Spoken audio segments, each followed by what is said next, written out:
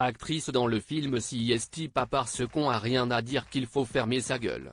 Diffusé sur C8 le 21 janvier 2024, Marion Game a eu une longue histoire d'amour avec un animateur emblématique du petit écran. Un homme qui avait également réussi à conquérir le cœur d'une ancienne première dame.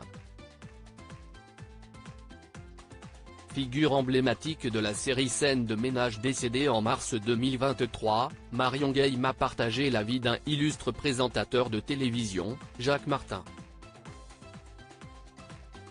Leur relation a duré plusieurs années, de 1968 à 1972. Ex-compagnon d'Annie Lefebvre avec laquelle il a eu 2 enfants, David, né en 1961 et Élise, née en 1965. Et de Danielle Evenou, avec laquelle il a ses fils Frédéric, né en 1973, et Jean-Baptiste, né en 1976, le présentateur de l'émission culte L'école des fans a également partagé la vie d'une ancienne première dame, Cécilia Attias. Très amoureux de la jolie brune, il l'avait d'ailleurs épousée le 10 août 1984. Elle s'appelait alors Siganer Albéniz. Anecdote qui a toute son importance, le couple avait été uni par le maire de l'époque de Neuilly-sur-Seine, Nicolas Sarkozy, qui épousera Cécilia quelques années plus tard. Après son union avec Cécilia, Jacques Martin est devenu le papa de Judith, née en 1984, et Jeanne-Marie, née en 1987. Par la suite, Jacques Martin a été marié à Céline Boisson qu'il a épousée le 20 avril 1992. De 37 ans sa cadette, elle lui a également donné enfants, Juliette et Clovis, nés en 1994 et 1999. Jacques Martin, un homme impossible à vivre ? Interviewé par Faustine Bollard dans l'émission Ça commence aujourd'hui, Marion Game était revenue sur son histoire d'amour avec Jacques Martin.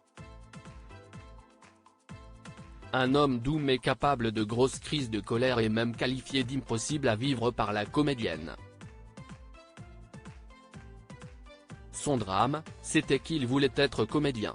C'était un immense pamphlétaire, un présentateur de génie. Mais il était jaloux, avait expliqué la comédienne, confiant que son ancien compagnon l'avait vue comme une rivale sur le petit écran. Elle ajoutait, c'était quelque chose à laquelle il n'avait pas accès. Il était très populaire à l'époque, mais je représentais son échec. Sur le plateau de Jordan Deluxe, elle déclarait également qu'elle n'avait rien à faire avec cet homme. J'avais ma carrière à faire. À un moment donné, ce n'était plus possible. Je suis parti. Il était très malheureux. Il m'en voulait un peu quand même, avait-elle conclu. Des ex qui n'étaient visiblement pas restés en bons termes.